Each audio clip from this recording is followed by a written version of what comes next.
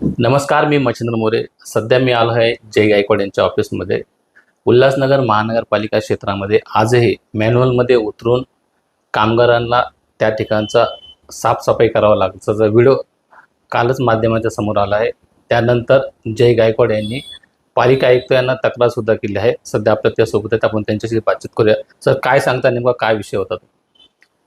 काल प्रसिद्धी माध्यमातून आमच्या अशा निदर्शनास आलं की काही ठिकाणी ड्रेनेजची सफाई करताना मॅनहोलमध्ये माणसं उतरवली गेली होती आणि ती मॅनहोलमध्ये जी माणसं उतरवण्याची जी व्यवस्था आहे ही हजारो वर्षापासून जी जाती व्यवस्था आहे त्याच्यातून, त्या मानसिकतेतून ही व्यवस्था निर्माण झालेली आहे.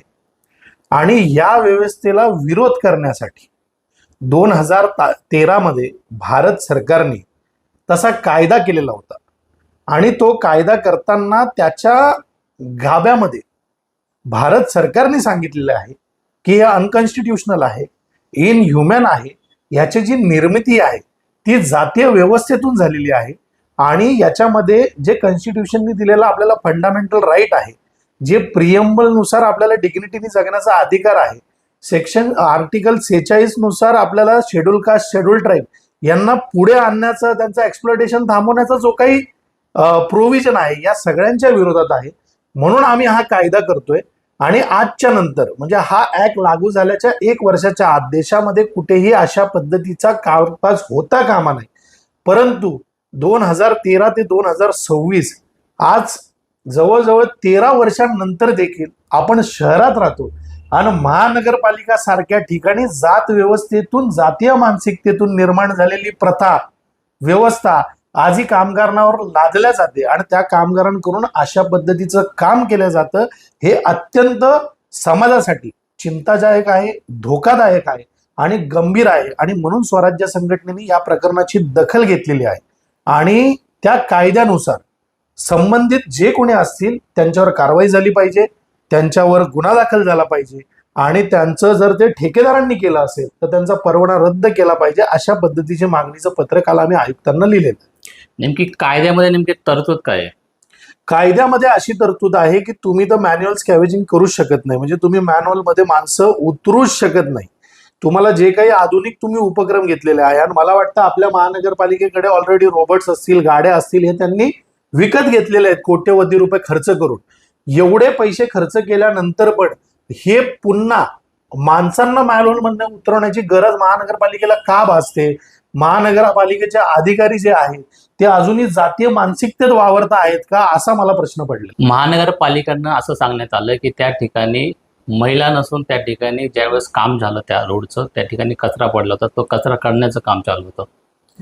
बघा, तुम्ही जर ते व्हिडिओ पाहिले तर पहिल्यांदा जर तिथे समजा महिला नव्हता, तिथे तुम्ही कचरा काढत होते, तर त्या मजुरांना कोणत्याही प्रकारचं सेफ्टी गेअर असेल, प्रोटेक्टिव्ह गेअर असेल, अशी कोणतीही व्यवस्था तिथे नव्हती जी कायद्याने बंधनकारक आहे. दुसरं, तुमचं आणि MMRDA आणि PWDचं कोणतंही म्हणजे संगनमत नाही किंवा एकामेकाशी तुमचे संबंध येत नाही. त्यामुळे ज्यावेळेस रस्त्याचं काम चालू होतं आणि PWD करून किंवा कॉन्ट्रॅक्टर कडून तशी माती पडली होती, तर त्याचं भुगतान या मजुरांनी का भरावं? उद्या एखादी घटना घडली त्या मजुरांनी का जीव द्यावं? याचं महापालिकेने उत्तर दिलं पाहिजे. आणि महापालिका ही सावरासावर करते.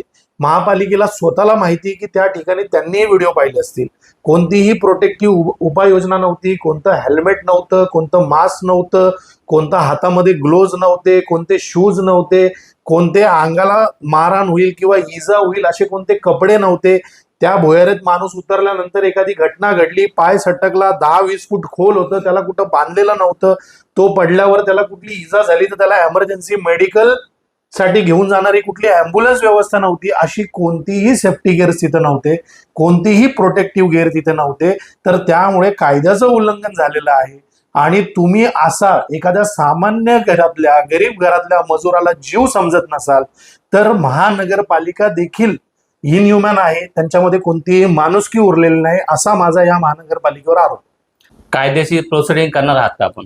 बघा, आपण आता काल आयुक्तांना पत्र लिहिलेलं आहे, त्याच्यावर आम्ही आयुक्त काय कारवाई करताय हे बघणार आहोत.